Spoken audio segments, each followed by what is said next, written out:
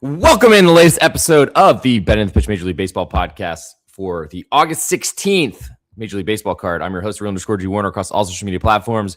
Thank you to subscribers on new ones on YouTube at the Real_G Warner. Also, for all of you following the podcast, wherever your podcast in normal, non-video, though I guess there's video options.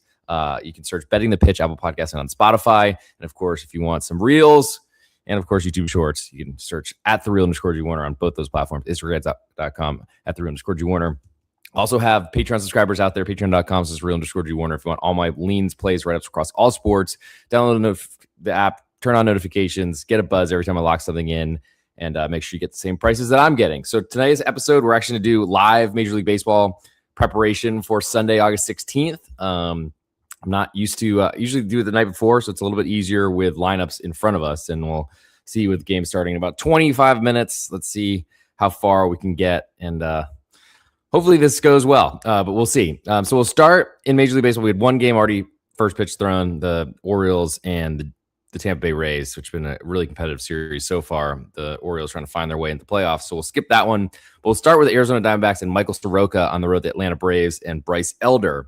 Currently, Soroka plus 112 underdog. It's down a cent from a few minutes ago when I logged these prices initially. So not a first look today. In terms of the total, we have 9, juice minus 115 to over. First 5 is 5, minus 113 to over there as well. So we're expecting some runs. Yesterday's game, we did see a lot of those. Arizona with a come from behind victory, if you call it that. Not a great first inning from Eduardo Rodriguez, giving up 2 runs, but they then scored 10. Nolan Arenado is huge. And the best part, I think, about it all is that they didn't need to use Juan Murillo, who was warming up in the bullpen with the D-backs ahead, but ended up only going to Ginkel and Loaizaga as the D-backs are fighting for the playoffs. And on the outside looking in, a lot because of how well the Padres have been playing, but with a win yesterday and the Padres lost, that certainly helped. Michael Soroka, the question for him is, this is his first start in a while, coming off the IL. I'm not sure when his last actual outing was, which is the nice part. I can look that up too, because we do have the internet at our fingers. So he came off the IL to pitch against the Rockies on Monday, through 4 1/3 scoreless innings.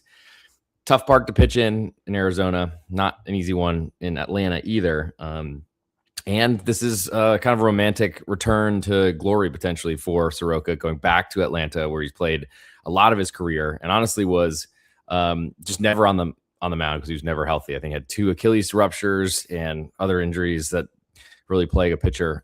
In terms of lineups today, the Braves, they're maybe desperate, but they're in first place by a long shot in the NL East. And these games don't seem to matter as much as they do to Arizona, though Arizona's played really well. Honestly, I think they said they left an entire population on base in the first game of the series, but converted that in game 2. Right now, we have Dom Smith DHing today. No Mauricio Dubon after a really bad misplay defensively when he's like a utility Gold Glove winner. Misjudged the ball in the first inning. I think that was enough for the D-backs to win on Friday night. With that said, that's the only real change from the Braves lineup at this point. From the Arizona side, we've got Nootbaar, who's currently sitting out on the bench tonight, as is Ryan Waldschmidt of the walk-off winner against the Dodgers last Friday night. In our James McCann at catcher, which means Gabby Moreno is switching to DH today. And then Jorge Barrosa, great center fielder, is in as a defensive option.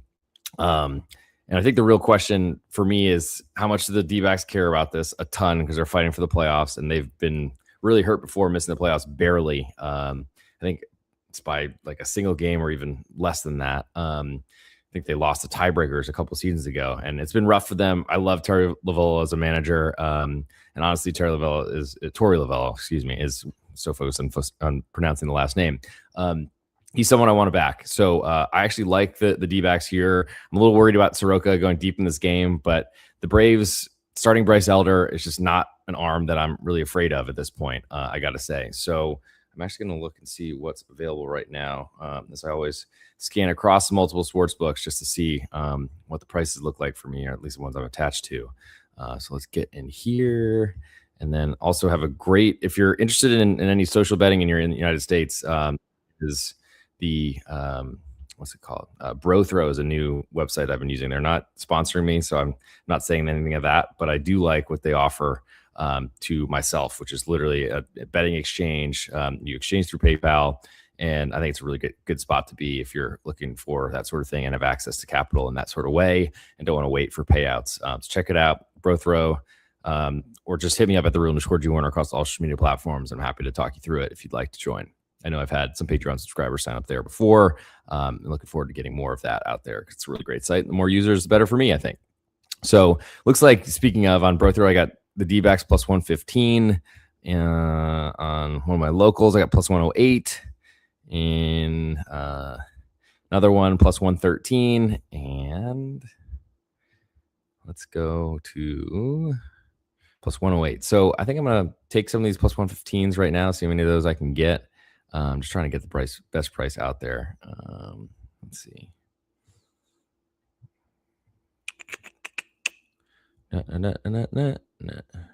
Yeah, so saving 2 cents. I mean, it seems like a small potatoes, honestly, but it's a big deal over the long term of a Major League Baseball season. And I think there's a lot of value in there.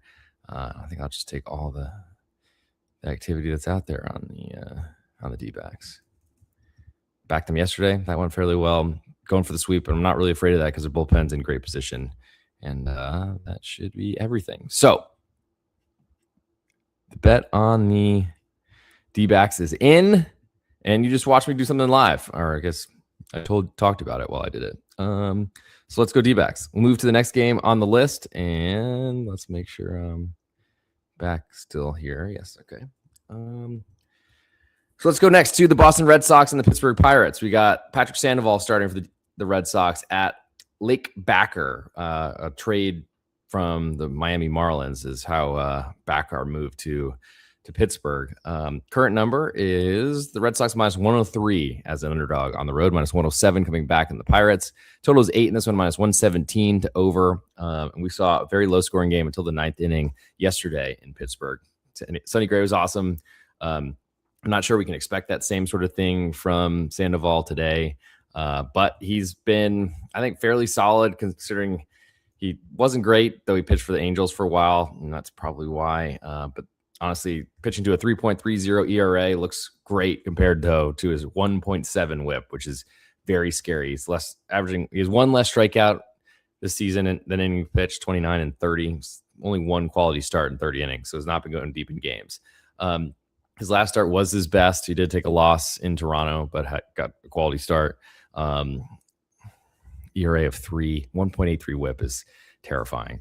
2 was his whip before that, 1.4 before that, 1.5 before that, 2.0 before that. So it's basically his best whip this season was his first start. Looks like July 9th at the White Sox, a 2-1 victory. His whip was 1.38. So we're expecting base runners here. That's a concern, though I got to say Pittsburgh has not been hitting very well. So that does interest me a lot, I think, to be against Pittsburgh because Backer is, I mean, he can give you a few innings, but I can't imagine he's going to go too deep in this game. So for me, I don't know. I'm very interested in the Red Sox right now. I've been playing much more inferior, or they've been playing worse ever since that incredible run they've had where they won like 30 out of 37 games or something like that. But I think at this point, there's, to me, faith in the Red Sox. I love the way they can close games with that bullpen. The Pirates have improved theirs, but I still like we haven't seen much. The wins for the Pirates have been blowouts, and we haven't really seen their retooled trade deadline bullpen really do much in the last few days. So I think for me, it's only Red Sox here, and I'm looking to see if that minus 103 at BetOnline turns into an even money underdog somewhere else, because that's probably what I need to get invested with the Boston Red Sox. Move next to the New York Yankees and Ryan Weathers on the road at the Toronto Blue Jays and Dylan Cease, one of the smallest totals I've seen all season. I'll get to that in a second. The Yankees are plus 108 underdog, minus 119 coming back on the Jays. Total is 6.5 minus 120 to over, even money to under. So we're seeing some money come in on over, probably because it's less than that key number of 7. The first 5, let me also jot that down because I do like under here. Let's see. First 5 is, gotta do some housekeeping on my spreadsheet, unfortunately. Oh, just lost everything. That's not good. All right, let's try this again. Live housekeeping on Excel or Google Sheets, I guess is more accurate. Okay, so first 5 number on this should be 3.5 probably. Yeah, 3.5 minus 133. That is extremely expensive and a very, very small total. But it reflects the Yankees who can't hit. Didn't do anything after an early run against the Blue Jays bullpen day game on Saturday. And then Dylan Cease, who's been awesome. The question is how long can Dylan Cease keep this up? He's certainly shown arm talent and the ability before. Totals I don't love going below 4 on the first 5. I got to say, certainly you can win those, and there's value in them. I'm trying to do a little bit better job of locking in the under 4s when they're available as soon as I see them. And they're available, which overnight a lot of times is just available at Bet Online, sportsbetting.ag. If you need a link for those, please hit me up at the _G Warner. Happy to give you a referral code, especially with a lot of juice savings coming in the English Premier League coming up. But with that said, Ryan Weathers has been very solid. After kind of a slow start to his Yankees career, the Jays not really hit well this year at all. And the Yankees are really missing. They've retooled their lineup at the deadline, but we still haven't seen them hit the ball very well. They do have some defensive concerns. I think traded some of those offensive struggles, try to get some more power and hitting in their lineup. But Luis Garcia is not a first baseman. And honestly, his barehanded throw into the almost into the bleachers on Friday night lost the game and was honestly got Vladimir Guerrero Jr. with a concussion. He hasn't hit at all this year, but I do think not having in that lineup is important. For me, I think under is still very interesting to me. Let's see. Until it gets 7, though, I don't think I want much to do with it, and I really don't love that under 3.5 first 5. Well, next move to the Washington Nationals, Jacob Irvin on the road at the New York Mets and Christian Scott. The Nats a plus 148 underdog, minus 164 coming back on the Mets. Totals 8.5. This one even money to under, minus 120 to over. And I don't really want to play any unders with this team, the Nationals, because their bullpen was a disaster and they did nothing to actually improve it at the trade deadline. The Mets trade everybody away and hurt their bullpen as well. So you're really hoping to stay in this with starters. Christian Scott should mow down a Nationals team, which is not intelligent. They're too young, take too many ridiculous chances, swing at too many bad pitches, bunt on their own, it seems, in really dangerous scenarios, bailing pitchers out like they did on Friday night with Robert Stock. The Mets have been playing really well, kind of had a little bit of bump in the road at Atlanta, but I mean, that happens to a lot of teams. Hopefully not the D-backs today, obviously. But I think for this one, there's not much for me to do here. I think we skip on to the Miami Marlins, Yordi Perez on the road to the Cincinnati Reds. And we have Yordi Perez, a minus 115 road favorite to Nick Lodolo. And I think that's just the market finally giving up on Nick Lodolo's supposed talent that just never really has delivered. I don't play road favorites, as anyone knows, especially the Patreon subscribers, patreon.com. So that's _G Warner. But Lodolo's a plus 104 underdog. It's a little interesting. We've seen a little bit of money coming in on the Reds, plus 109 down to plus 104. Total in this one is 8.5. Juice minus 122 now to under. So there's some belief in a low-scoring game here. I could certainly see that with Miami, especially with Eury Perez, who's one of the best arms out there in baseball. Was really hoping to get him an underdog here today. A pitcher I liked against a pitcher I don't like, but don't have that, unfortunately, in front of us. So I'll skip on to the next game on the list, and that's Chicago White Sox and the Detroit Tigers. We'll go to Sean Burke, a plus 103 underdog on the road at Drew Anderson, minus 113 on the Tigers. Totals 8 in this one, minus 110 both ways. Seen a little bit of over money coming in, but not much to speak of. The White Sox have been good this series. Took the first one a lot, become behind 4 home runs, I think it was. Fell behind early 3-1, but turned that around and then led a lot of the game on Saturday. And huge for the White Sox because they've clinched the tiebreaker with the Tigers. Bad for the Tigers who've lost the tiebreaker with the Guardians as well. But really the Tigers had finally found their way back in the last playoff spot and are now out of it because they've lost 2 games at home to a division rival, and one that if they had won this series, they would have the tiebreaker and only need to tie the White Sox. Now they need to finish ahead of them in order to win the AL Central. But I think it's possible. Sean Burke's got a good arm. The White Sox bullpen's a question for me behind him. But the Tigers are likely, they're pitching chaos light. Drew Anderson is more of a starter than they've used in the past. But the Tigers, the real question to me is what they're going to do with their bullpen. Gonna pull up the Tigers now. Ross Resource is my favorite spot, by the way. Probably visit that site more than anybody. Best spot to see a pretty clean, color-coded version of lineups and bullpen usage, which I think is the most important thing. Drew Summers worked through 27 pitches out of the Tigers bullpen on Saturday. That's an important lefty for him, but Tyler Holton is more of their leverage lefty, if you will. We saw Finnegan throw 14. Tanner Rainey, that's Psycho, who's back to them big somehow. He threw 8. So rest of the bullpen looks very, very solid. And I do think the Tigers, the lineup that has, they're basically their traditional lineup. Max Clark back in there, Colt Keith back in there, Jack McKinstry's back in there. So pretty much their lefty platoon starting lineup is back in. No Eduardo Valencia, who's probably a right-handed bat off the bench coming in later in the game, which is important. But from a White Sox perspective, let's see. Trey Cruz, sorry, got designated for assignment. I don't think he played at all for the Tigers, though. Seemed to get called up and then just sat there the whole time. So it kind of makes sense to DFA somebody. But from the White Sox perspective, they've used Grant Taylor, their supposed closer, although they have a closer by committee with 4 listed that way, and Brian Hudson the last 2 days. So both of those guys should be down. Sean Newcomb threw 25 pitches to start as an opener on Friday, and he's listed as a closer on roster resource. That might need some attention. So to me, it looks like Newcomb and Hicks at the end of the game, Brazoban as well. Certainly those are the arms I would trust the most. Hopefully get into the bullpen, get a lot of Eric Fetty today. We'll see if that ends up happening. But Sean Burke's been good and a solid arm.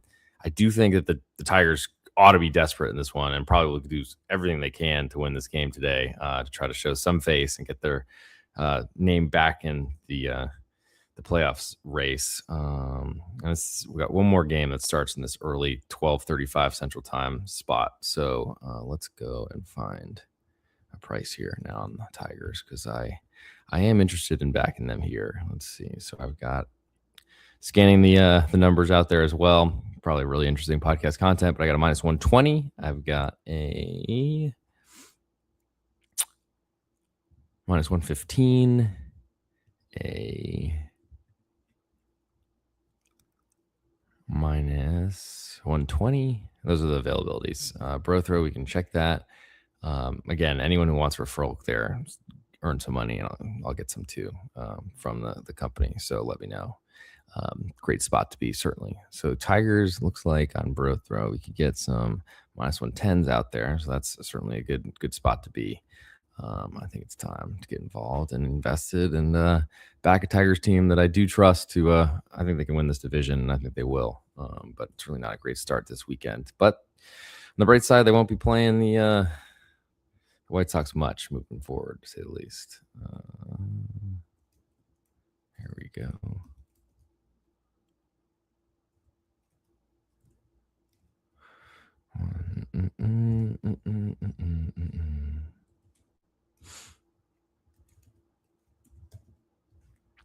Okay. So we've now got 2 bets at this 12:35 window. The Detroit Tigers right now -115 and the Arizona Diamondbacks +115. So there we go. Some interesting stuff there, hopefully, for everybody. You can try to screenshot all my bets just to make sure that the source looks grade them correctly, or mainly that I put them in correctly is also part of it, to say the least.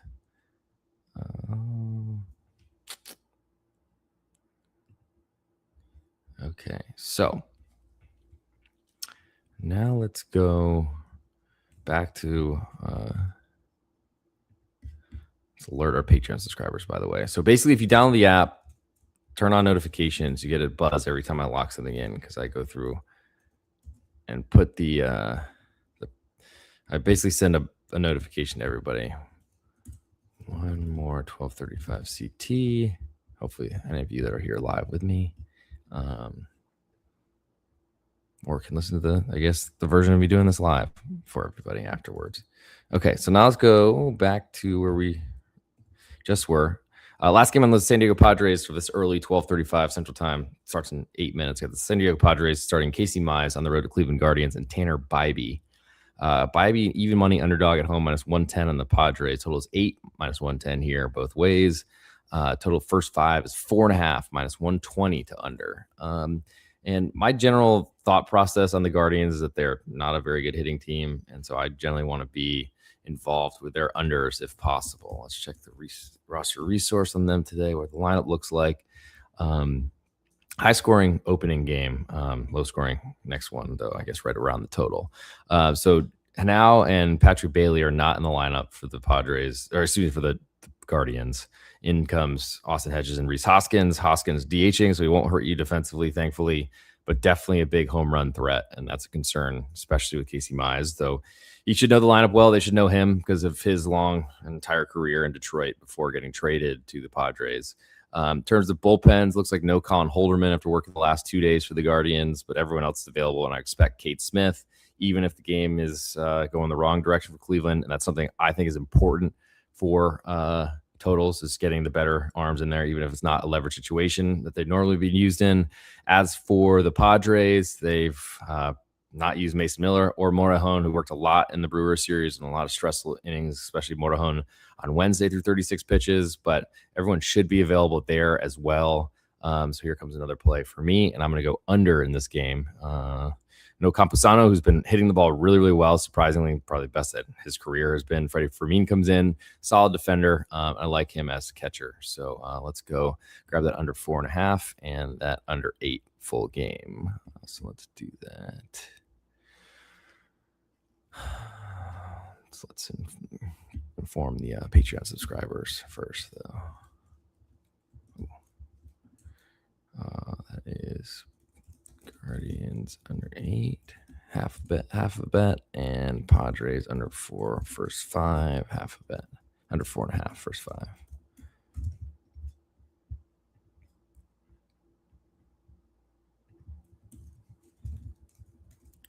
Okay, so basically, if you just downloaded the Patreon app, turn on notifications, you should get a buzz instantly when I lock this in, because I have sent something to inform everyone that we're out there. And now let's go lock it in. Try to tell the people first before we get in there, because I'm such a great guy. So let's go under 8, and first 5 will go 4.5 minus 120. Should be what we have here.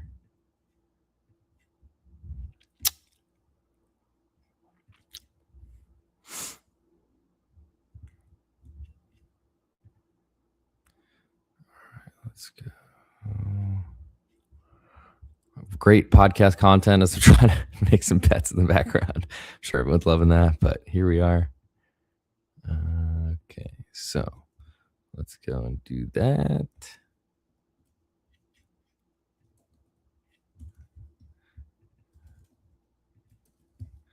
Okay. And voila. Now we can move on to a little bit later of a window if we give someone a little bit more time. Like I said, screenshot the bets just to make sure.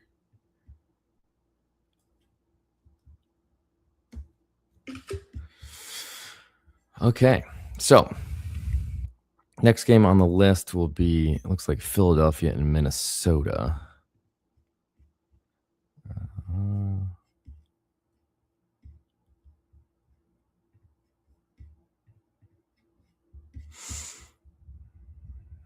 All right, let's get out of here. And we're already 23 minutes in, so we're going a little slower than usual, but that's what happens when you're live. So we'll go now to the Philadelphia Phillies and the Minnesota Twins. It's actually a 12:40 start. Good, give some people a little bit more time. Philadelphia Phillies start Andrew Painter, who basically has gotten the unlucky position to replace Ranger Suarez after they didn't offer him a contract, let him walk and go to the Boston Red Sox. It's been a slow start to his Major League Baseball career. He'd basically been batting practice for a while, but has improved a lot and has been good in his last couple starts. He goes on the road to the Twins, who've not been hitting well. Twins are an even money underdog, starting Dean Kramer, who was really good his last start against Baltimore, which is kind of a surprise because he pitched there his whole career. Got traded from the O's, and you'd think they would have known him very well, especially with how the O's have been playing, but he was great. Maybe kept some notes on his teammates when he switched dugouts. But the Phillies are the minus 110 favorite. I was hoping to get them as an underdog, kind of like Miami here. Don't have that. Don't play road favorites. Totals 9.5. This one juice minus 120 to under. I think it could see some runs, but honestly, I like what I've seen from Painter recently, and I'm kind of in a spot where I'm trying to sell the Phillies lineup because I just don't really trust them. We'll next go to 2:15 start Central Time, so we've got a couple hours to this one, so we can go a little bit more in depth maybe. We have Hunter Dobbins starting for the St. Louis Cardinals on the road at the Chicago Cubs, and Edward Cabrera coming off the IL to make a start. Dobbins plus 162 underdog. We've seen some Cubs money coming in. Total is 9 minus 120 to the under here. And the big question for me is, do we trust Hunter Dobbins? At this point, I think he's a solid arm. Don't really trust much more than that, though, I got to say. Not really a believer much in kind of who he is at this point. I think at this point, I believe the Cardinals more than I did certainly coming into the year. They've definitely got a spunky bunch of young players who have outperformed, I think, expectations by a long shot this season. I don't know that I necessarily believe that continues for good. But at the same time, I think there's a really good scenario here where they find a way. And honestly, they've been really competitive with the Cubs, and I think with a big win on Saturday night as well. That was important for them. And just trying to really hang around the Major League Baseball playoffs picture, a lot more difficult in the NL, of course, than it is in the AL at this point, with the record differences and how different the teams are performing, of course. But on the other side, how much can we trust from Edward Cabrera coming off the IL? Unfortunately, the IL is not a good spot to be in. Sometimes some guys can come off and just throw BBs off of it. But a lot of times the rehab starts, which Cabrera's been doing a bunch of those. They're against very, very weakened competition as the minor leagues. I don't think there's ever been as big of a gap between the talents between Major League Baseball and the minors as it is now. So it's a really large number for Cabrera. I want probably nothing to do with this game. Maybe want to see some runs in it. I just don't really trust the Cubs offense as much as I do their defense, and that will certainly steal some runs for the Cardinals. And so will Mason Wynn's right arm at shortstop for the Cardinals as well. Move next to a 15:05, 3:05 Central Time, 4:05 Eastern Time first pitch, with Hughes going for the Colorado Rockies at Blake Tidwell from the San Francisco Giants. He's gotten not a lot of respect from the marketplace. Only a minus 128 favorite of the Giants here at home to the Rockies, one of the worst teams in baseball, though you could argue the Giants are one of those as well. Total in this one's 8, minus 110 both ways. I probably lean under. Getaway day in San Francisco. Yes, in the daytime, the ball flies further, but I think I'm more interested in a low-scoring game here. Don't trust the Rockies' offense outside of Colorado. Their bullpen has kind of been improving in the past couple seasons. Hard to show that because they're last in the NL in bullpen ERA or something like that. But that's because of where they play. Next, go to the Texas Rangers. Cody Bradford starting on the road to the Jacob Lopez and the Sacramento Athletics. Very proud of their Sacramento heritage yesterday, wearing it across their chest in a loss at home to the Rangers, despite leading for most of the game until Wyatt Langford stuck his head out there. Big one at that. Jacob Lopez, a 120 underdog at home, minus 132 on the Rangers, with Bradford also coming off the IL fairly recently after a long elbow reconstruction, I think Tommy John. Right now, total was 10, juiced very heavily to under. Now it's 9.5, juiced very heavily to under. So clearly some under money is coming in. I don't know if they're believing Jacob Lopez, who's certainly got the stuff to miss some bats, but has not done it in his Major League Baseball career. The heat in Sacramento and the minor league park nature to it makes me feel that's an over park, especially when it's really hot in the daytime in Sacramento. I think there's a lot going against the pitchers in this matchup. So over 9.5 looks most interesting to me in that one. Well, next go to the Kansas City Royals. Noah Cameron on the road at the Los Angeles Angels of Anaheim, and Russ Johnson, I think it is. Not a good arm. Don't need to know his name anyway. Plus 102 are the Angels at home, minus 112 on the Royals. Total is 9, juice minus 125 to under. I don't trust the Angels starting pitcher here. I don't trust their bullpen. I definitely don't trust the Royals bullpen at all to close the game. They lost the game last night, though 1-0. First run that ended up scoring, decided it, and was late. So I guess that sort of thing can occur. I just don't think there's a lot of value to me on backing any road favorites, especially not the Kansas City Royals with a bad bullpen. Problem is, I don't really want much to do with the Angels at this point either. So that's the big issue on that side.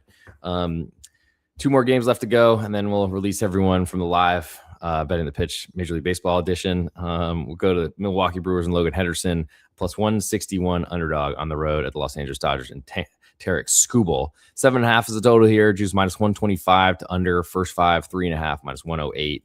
Feels like just a tiny total, unfortunately, for two really good offenses. Different ways how they do it. The Dodgers with a lot of power, a lot of slug, and certainly built for that park. The Brewers on the other side are just putting pressure on you at all times. Jacob Mizorowski was awesome on Saturday in a win for the Brewers.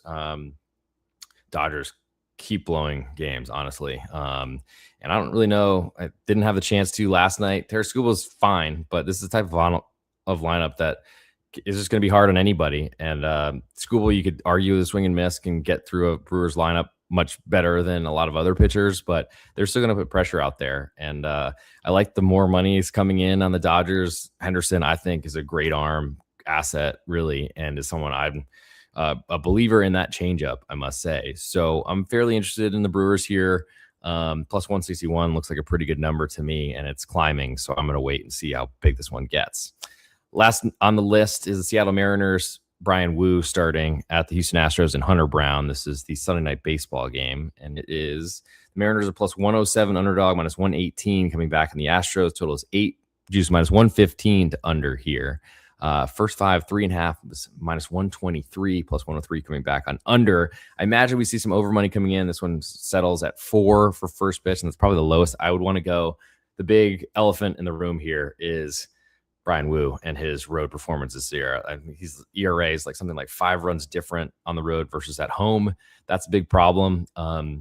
Mariners are a big comeback victory on Saturday. Well, a lot of a bounce back is probably a better way to put it after a heartbreaking loss on Friday. They were gifted 2 runs in the first inning by really horrible umpiring, in my humble opinion. But I think at this point for me, it's too short of a price in the Astros. You could argue that they were down to their final strike on Friday because they were tied the game and then ended up walk-off home run the next pitch with a hanger from Andres Munoz.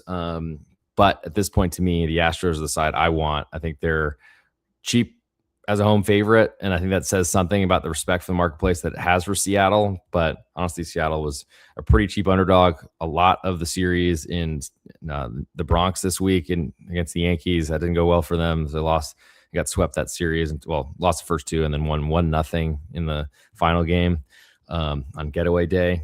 This is a late game. I don't think this goes well for Brian Wu. That worries me the most for the under. I think under 8's probably okay. With a big push on 8 runs. I don't like the under 3.5 right now. First 5 though, and the Astros minus 118 looks very interesting to me in this matchup. So for our ultimate best bet on this episode, let's not go any further than that game. You've already heard that I've placed 3 bets while recording this live, but let's go Astros minus 118 for our best bet in this episode. And hopefully this is a good experience.